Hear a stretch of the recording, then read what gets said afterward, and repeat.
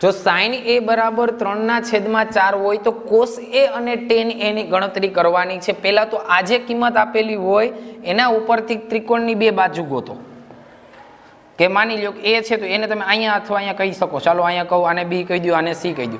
હવે તમને આપ્યું sin a બરાબર 3/4, એના બરાબર તમે k ધારીને કરી શકો, આ ગુણોત્તર છે એટલે।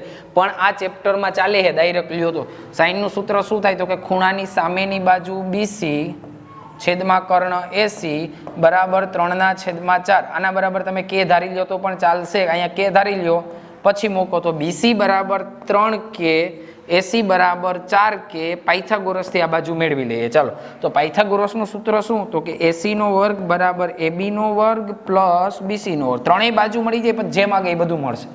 તો AC આપણી પાસે છે 4k નો વર્ગ, AB છે નથી તો એમ જ, BC છે 3k નો વર્ગ, 4 નો વર્ગ કરો 16k નો વર્ગ બરાબર AB નો વર્ગ વત્તા 3k એટલે 9k નો વર્ગ।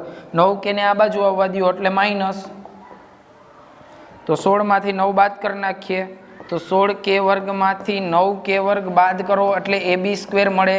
16 માંથી 9 જાય તો 7k નો વર્ગ બરાબર AB સ્ક્વેર। આ AB સ્ક્વેર મળ્યું, આપણે AB જોઈએ તો AB જોઈએ તો શું કરશું, વર્ગમૂળ કાઢી નાખીએ તો એ અહીંયા મળશે વર્ગમૂળમાં 7k બરાબર AB, AB મળી ગયો। 7 નું વર્ગમૂળ 7 ને k વર્ગનું k, આ આપણે AB મળ્યો, AB ને તમે અહીંયા મૂકી દો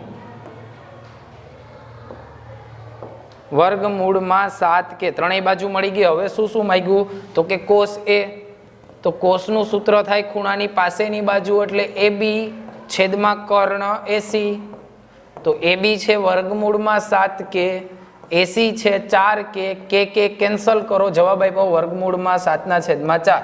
અને બીજું માંગ્યું tan a, તો tan નું સૂત્ર છે ખૂણાની સામેની બાજુ એટલે એ ખૂણો, અહીંયા જે ખૂણો આપ્યો હોય ને એની સામેની બાજુ લખવાય, તો ત્યાં a છે તો એની સામેની બાજુ BC છેદમાં પાસેની બાજુ થશે AB। ચલો BC આપેલું છે 3k, AB આપેલું છે વર્ગમૂળમાં 7k, k કેન્સલ કરો, જવાબ આવ્યો 3/√7।